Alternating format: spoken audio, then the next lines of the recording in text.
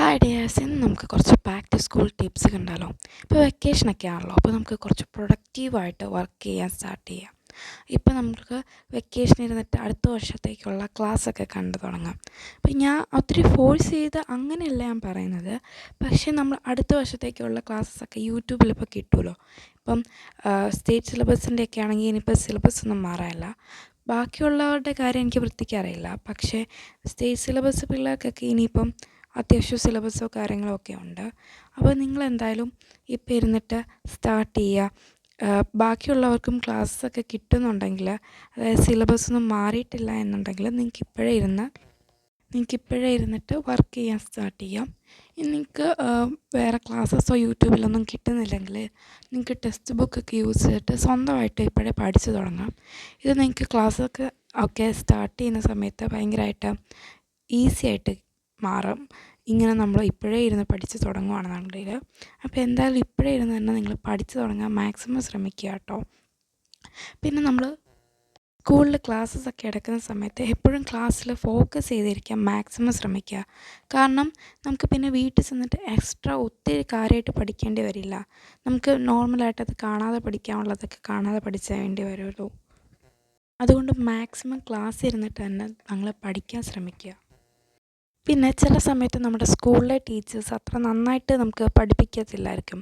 അതുപോലെ തന്നെ നമ്മളിപ്പോൾ കലോത്സവം അങ്ങനെയുള്ള പല മേളകൾക്കും അങ്ങനെയൊക്കെ പ്രിപ്പറേഷനൊക്കെ പോകുന്ന സമയത്ത് നമ്മുടെ ക്ലാസ്സസ് കുറേ മിസ്സാകും. അപ്പോൾ നിങ്ങളൊരു ട്യൂഷനോ അല്ലെങ്കിൽ ഒരു ഓൺലൈൻ ബാച്ചോ അങ്ങനെ എന്തെങ്കിലുമൊക്കെ കൂടാൻ താല്പര്യമുണ്ടെങ്കിൽ അത് ഭയങ്കര നല്ലതായിരിക്കും എന്ന് ഞാൻ പറയുന്നു. അല്ലെങ്കിൽ നിങ്ങൾ സ്വന്തമായിട്ടെങ്കിലും പഠിക്കാൻ ശ്രമിക്കുക. പിന്നെ യൂട്യൂബിലായാലും ക്ലാസ്സസൊക്കെ ഉണ്ടല്ലോ, അത് മാക്സിമം യൂട്ടിലൈസ് ചെയ്യുക. അപ്പോൾ നമ്മൾ ഒരിക്കലും ചില സമയത്ത് നമ്മുടെ ടീച്ചേഴ്സ് പഠിപ്പിക്കാൻ തീരെ മനസ്സിലാവില്ല. അപ്പം അങ്ങനെ പല സിറ്റുവേഷൻസ് ഉണ്ടാകും. ഇപ്പം എനിക്കാണെങ്കിൽ പോലും ചില സമയത്ത് അങ്ങനെ ടീച്ചേഴ്സൊക്കെ പഠിപ്പിക്കണ തീരെ മനസ്സിലാവില്ല. അപ്പോൾ അത് ഭയങ്കരമായിട്ട് നമുക്കൊരു ഡിഫിക്കൽട്ടായിട്ട് വരും. അപ്പോൾ ആ ഒരു സമയത്ത് നമ്മൾ ചെയ്യേണ്ടത് എന്താണെന്ന് വെച്ചാൽ, ഒരു ട്യൂഷനോ അല്ലെങ്കിൽ ഒരു ബാച്ചോ കാര്യങ്ങളോ നമുക്കുണ്ടെങ്കിൽ അത് ഭയങ്കരമായിട്ട് ഹെൽപ്പ് ചെയ്യും. അതുപോലെ നിങ്ങളിപ്പോൾ കലോത്സവത്തിന് അങ്ങനെയൊക്കെ പോകുന്ന കുട്ടികളാണെന്നുണ്ടെങ്കിൽ നിങ്ങൾ എന്തായാലും ഒരു ട്യൂഷനോ ഒരു ബാച്ചോ അങ്ങനെ എന്തെങ്കിലുമൊക്കെ കൂടാൻ ശ്രമിക്കുക.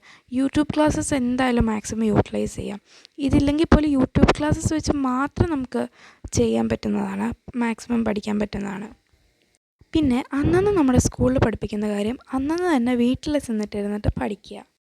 അന്നന്ന് തന്നെ വീട്ടിലിരുന്ന് പഠിക്കുകയാണെന്നുണ്ടെങ്കിൽ നമുക്കത് ഭയങ്കരമായിട്ട് നമുക്ക് ഭയങ്കരമായിട്ട് യൂട്ടിലൈസ് ചെയ്യാൻ പറ്റും. കാരണം പരീക്ഷയൊക്കെ വരുന്ന സമയത്ത് അന്ന് തലേന്നിരുന്ന് പഠിക്കേണ്ട ആവശ്യം വരില്ല. ഈ ഒരു ഡെഡ് ലൈൻ ആകുമ്പോൾ മാത്രം പഠിക്കും എന്നുള്ള ഹാബിറ്റ് മാറ്റിയേ പറ്റുള്ളൂ. സോ ബേസിക്കലി നമ്മൾ സയൻസ് പോലെയുള്ള വിഷയങ്ങളും മാത്സും ഒക്കെ വീട്ടിലിരുന്ന് അന്നന്ന് സ്കൂളിൽ എന്താണോ പഠിപ്പിക്കുന്നത് അത് വീട്ടിൽ പോയിട്ട് വർക്ക് ചെയ്ത് നോക്കുക.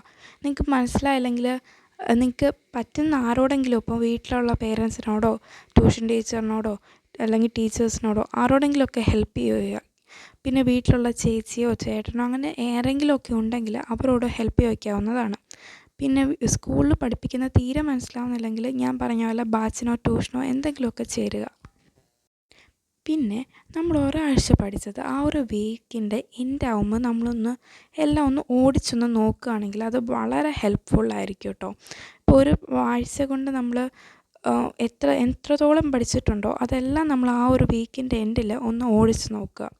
അതുപോലെ നമ്മൾ ചാപ്റ്റർ തീരുമ്പം അതെല്ലാം കൂടെ കാണാതെ പഠിച്ച് അതിൽ നിന്ന് പല പല ക്വസ്റ്റ്യൻസായിട്ട് ഒന്ന് നോക്കിയിട്ട് അതിൻ്റെ ഉത്തരം പറയാൻ ശ്രമിച്ച് നോക്കുക, അല്ലെങ്കിൽ എഴുതാൻ നോക്കുക. നമ്മൾ സ്വന്തമായിട്ട് നോട്ട്സ് ഉണ്ടാക്കുന്നത് ഒരുപാട് ഹെൽപ്പ് ചെയ്യും. നിങ്ങൾക്ക് ആരെങ്കിലും നോട്ട്സ് തരുമെങ്കിൽ അതും ഡെഫിനറ്റ്ലി ഹെൽപ്പ് ചെയ്യും. നിങ്ങൾക്കിനി നോട്ട്സ് തരാൻ ആരും ഇല്ല എന്നുണ്ടെങ്കിൽ സ്വന്തമായിട്ട് നമ്മൾ നോട്ട്സ് ഉണ്ടാക്കാൻ ശ്രമിക്കുക. ഈ ഒരു വെക്കേഷൻ സമയത്ത് നമ്മൾ മാക്സിമം ഇരുന്ന് പഠിച്ച് നമ്മൾ ഈ ഒരു സമയത്ത് കുറേ ക്ലാസ്സസും കാര്യങ്ങളും ഒക്കെ കണ്ട് മാക്സിമം യൂട്ടിലൈസ് ചെയ്യുകയാണെന്നുണ്ടെങ്കിൽ നമുക്ക് ഇനിയിപ്പം പുതിയ ഇയറിലേക്ക് പോകുന്ന സമയത്ത് നല്ല രീതിയിൽ പെർഫോം ചെയ്യാൻ സാധിക്കും. അപ്പോൾ നമ്മൾ ഓരോ ചാപ്റ്റർ തീരുമ്പോഴും ആ ചാപ്റ്റർ റിവൈസ് ചെയ്ത് എക്സാം ആകുന്നതിൻ്റെ കുറച്ച് നാളല്ല, ഒരു 2-3 ആഴ്ച മുന്നേ തന്നെ നമ്മൾ സ്റ്റാർട്ട് ചെയ്യുക പഠിക്കാനായിട്ട്. ഇങ്ങനെ പോയാൽ നമുക്ക് നല്ല രീതിയിലുള്ള റിസൾട്ട് കിട്ടുന്നതാണ് കേട്ടോ. അപ്പോൾ എന്തായാലും എല്ലാവരും പ്രൊഡക്റ്റീവായിട്ട് നമ്മുടെ ഈ ഒരു വെക്കേഷൻ എൻജോയ് ചെയ്യുക.